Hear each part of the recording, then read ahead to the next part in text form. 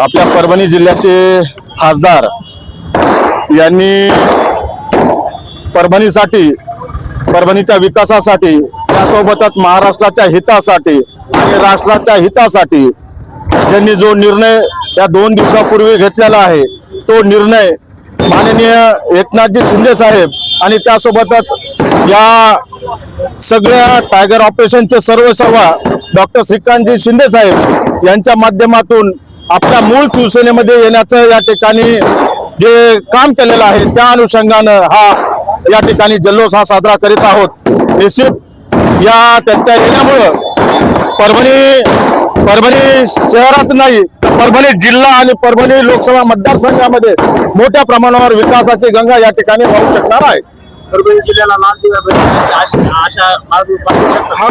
नाही, लाल दिवा हा मिळालाच पाहिजे आणि त्यासाठी खासदार साहेब या ठिकाणी त्या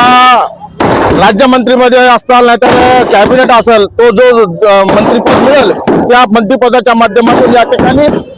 परभणी शहरासाठी आणि परभणी मतदारसंघासाठी चांगला या ठिकाणी विकास होईल। वाटते त्यांनी सुद्धा